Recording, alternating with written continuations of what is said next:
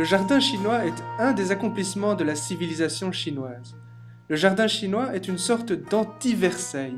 Plutôt que d'imposer à la nature la rationalité humaine, en la faisant se conformer aux formes géométriques, il s'agit de recréer artificiellement et en miniature l'irrationalité, les courbes et l'anarchie de la nature. Ce qu'il faut savoir à propos de Tuzhou, c'est qu'à partir du moment où elle est devenue une grande ville commerçante prospère, nombre d'artistes, de peintres, de sculpteurs sont arrivés dans la ville, un peu tous les membres du show business de l'époque, c'est-à-dire le 15-16e siècle. Et à partir du moment où ils sont arrivés dans la ville, évidemment, ils ont cherché à avoir les plus belles maisons, les plus beaux jardins. C'est en partie grâce à ça qu'on a ici, dans le jardin de l'humble ambassadeur, de magnifiques pièces d'eau, fausses montagnes, etc. Et on a un peu l'impression, quelque part, que c'était le Beverly Hills de l'époque. Christophe poursuivi par des démons invisibles. Il faut savoir que les Chinois, dans leur jardin, construisaient les ponts en lignes brisées parce qu'ils avaient la superstition que les démons ne savaient marcher qu'en ligne droite et que par conséquent ils tomberaient dans l'eau quand ils passeraient sur le pont.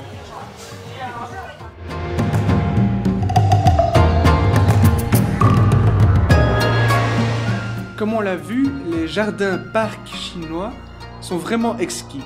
Ils savent l'art de marier architecture et végétation harmonieusement. Mais ce qui est le plus original dans les jardins chinois, ce sont les Chinois qu'on y rencontre.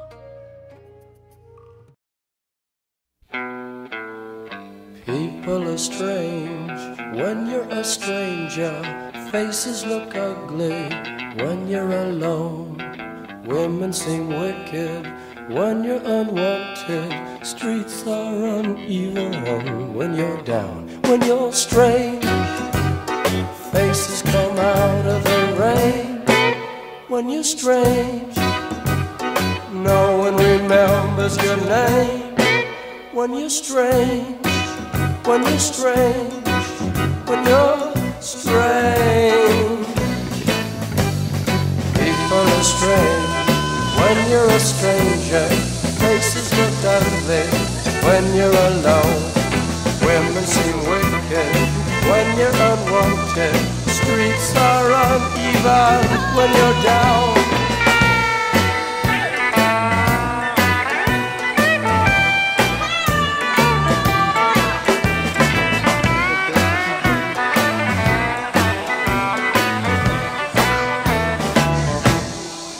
When you're strange, faces come out of the rain. When you're strange, no one remembers your name. When you're strange, when you're strange, when you're strange. Alright, yeah.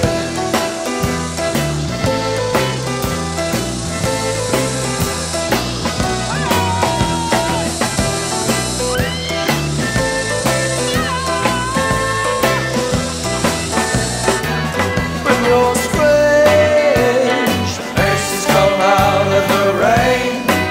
When you're strange, no one remembers your name. When you're strange, when you're strange, when you're strange.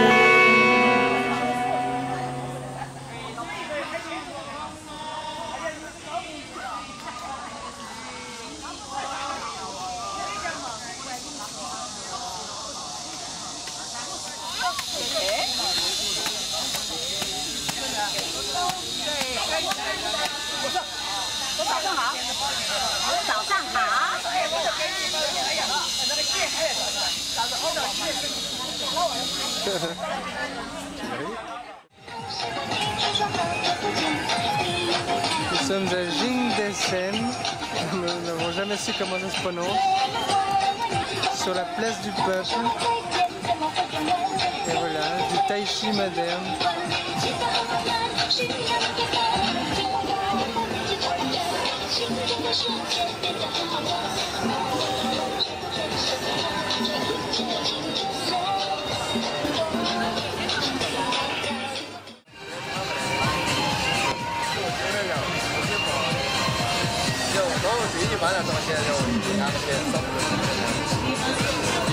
quartier, au milieu.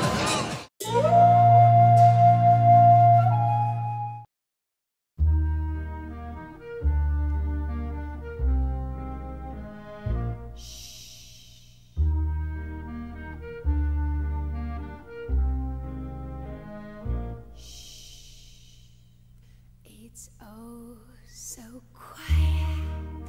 Shh, shh. It's oh so still. Shh, shh. You're all alone. Shh, shh. And so peaceful until. Voici un ouvrier en train de broder de la soie. Avec la porcelaine et le thé, la soie est un des premiers secrets industriels au monde et un autre des grands accomplissements de la civilisation chinoise. Le procédé de fabrication de la soie a longtemps intrigué les Occidentaux qui en raffolaient. La directrice de l'établissement nous raconte d'où provient cette fameuse soie. In Jiangsu and Zhejiang province, where all feel the cocoon, you know. the worms, Yeah, like the worms. the cocoon. Then they have the silk swathes, but only white color. And here we need a dye. So you have to dye. Yeah, but this is like a traditional style. Do it very, very fine because they use the threads. It's very fine. They will separate. Not only use the one thread, they need to divide into the different filaments.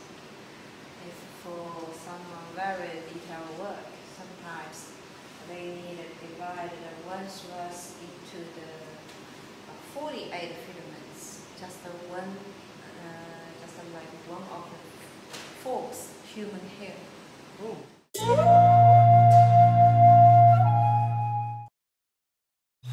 Nous nous trouvons actuellement près d'un petit village dans la banlieue de Hangzhou, qui est donc une ville fameuse pour son industrie du thé.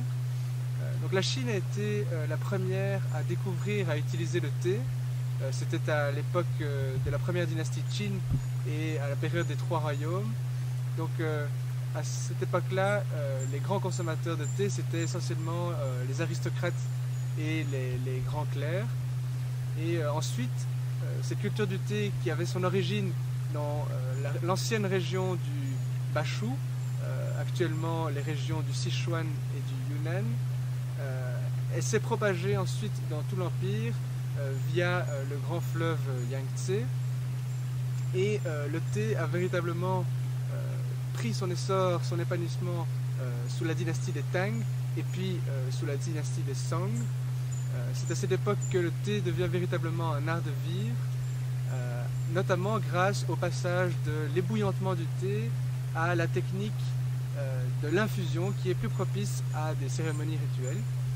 Et c'est aussi à cette époque que le thé devient véritablement un bien de consommation de masse. Et le signe le plus parfait de cette évolution, c'est le fait que le thé devient taxé à cette époque.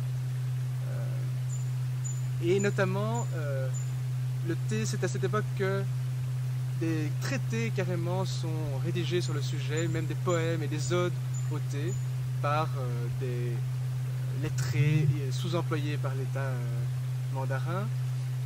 C'est également sous les Tang que l'exportation du thé explose, notamment en Corée et au Japon, et également au Tibet. Il faut savoir qu'il y a un commerce qui s'est établi entre le Tibet et la Chine, où la Chine exportait du thé et achetait en échange des chevaux. Le thé était très utile pour la digestion des Tibétains. Et enfin, sous la dynastie des Qing, l'exportation du thé au niveau mondial explose.